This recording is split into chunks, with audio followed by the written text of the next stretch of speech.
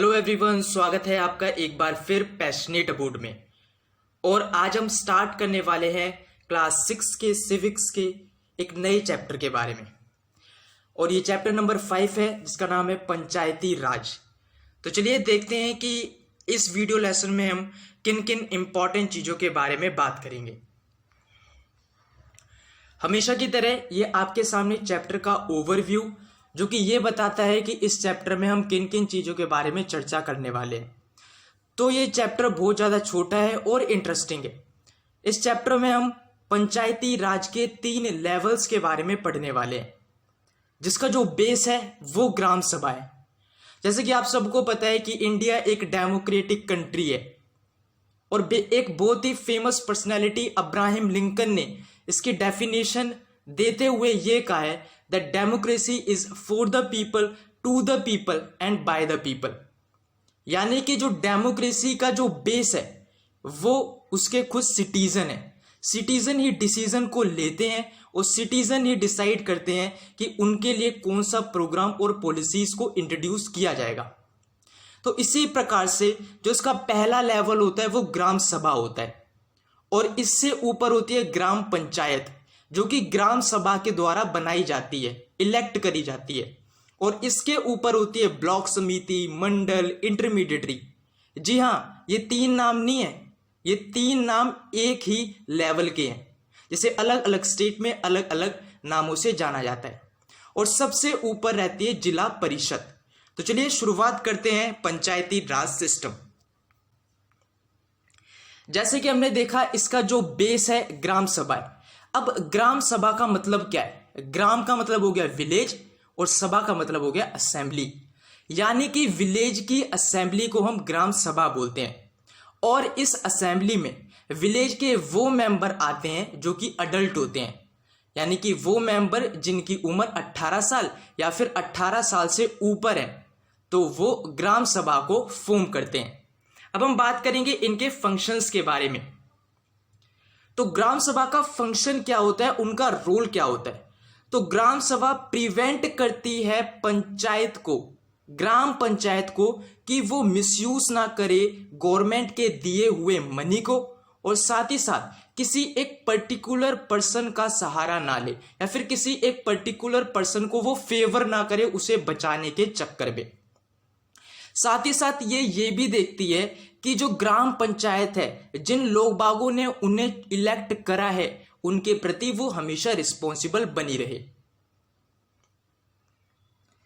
अब हम बात करेंगे इलेक्शन ऑफ ग्राम पंचायत की।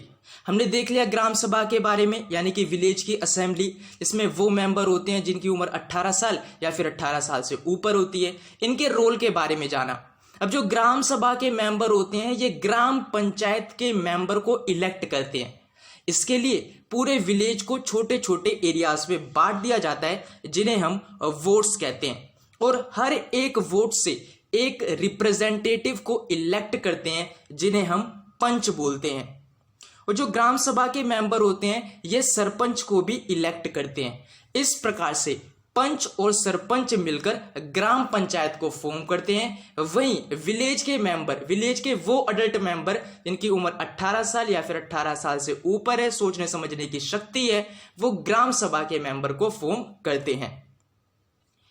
The word panch and sarpanch form the gram panchayat. जो ग्राम पंचायत होती है ये 5 साल के लिए इलेक्ट करी जाती है, इसके बाद दोबारा से इलेक्शन होते हैं। इसके अलावा ग्राम पंचायत में एक सेक्रेटरी भी होता है, और जो ये सेक्रेटरी होता है ये ग्राम सभा के द्वारा इलेक्ट नहीं किया जाता, ये गवर्नमेंट के द्वारा अपॉइंट किया जाता है। और जो सेक्रेटरी होता है ये रिस्पॉन्सिबल होता है ग्राम सभा की मीटिंग को बुलाने के लिए, और उस मीटिंग में किन किन बातों के बारे में चर्चा करी गई, किन किन बातों के ऊपर ध्यान दिया गया, उन सारी चीजों का रिकॉर्ड रखने का काम भी इन सेक्रेटरी का ही है।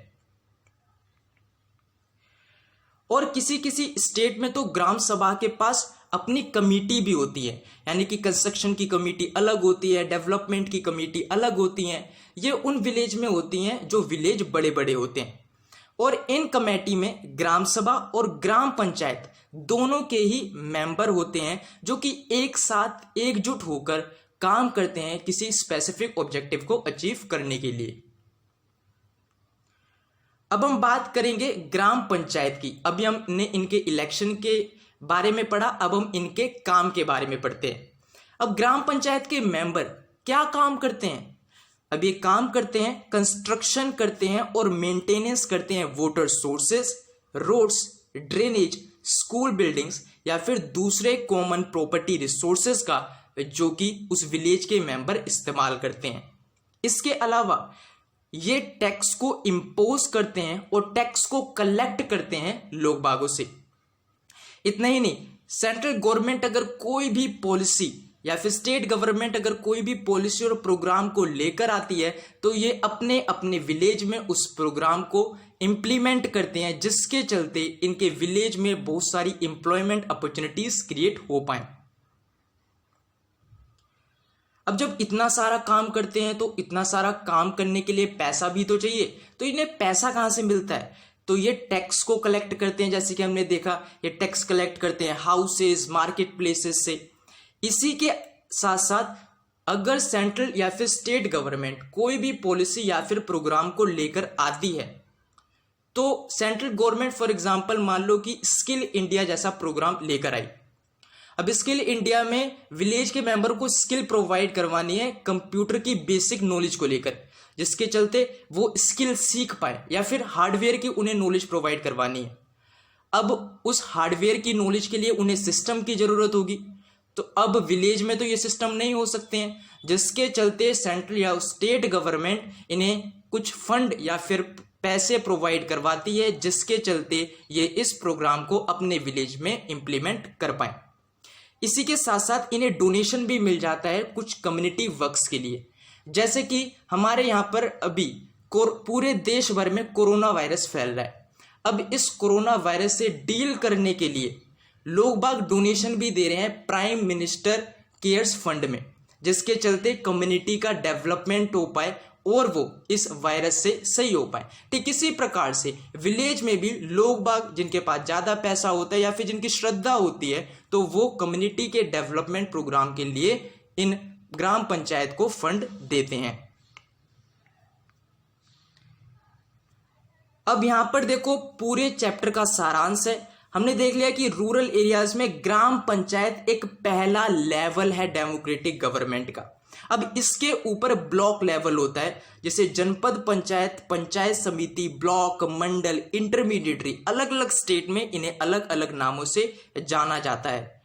पंचायत समिति के अंतर्गत बहुत सारी ग्राम पंचायत आती हैं और पंचायत समिति के ऊपर होती है डिस्ट्रिक्ट पंचायत, जिसे हम जिला परिषद भी बोलते हैं। अब जिला परिषद क्या करता है? डिस्ट्रिक्ट के लेवल पर डेवलपमेंट प्लान्स को इंप्लीमेंट करता है और पंचायत समिति की मदद से ये मनी को भी डिस्ट्रीब्यूट करता है ग्राम पंचायत को। तो फ्रेंड्स, इस प्रकार से हमारा ये चैप्टर कंप्लीट हो जाता है। अगर आपको ये वीडियो लेसन पसंद आया हो तो प्लीज़ इस चैनल को सब्सक्राइब कीजिए, जिसके चलते आपको सारी वीडियो रिलेटेड अपडेट इस यूट्यूब चैनल पर मिलती रहेगी। अब हम मिलेंगे आपको एक नए चैप्टर में, chapter number 6। Till then take care and bye bye.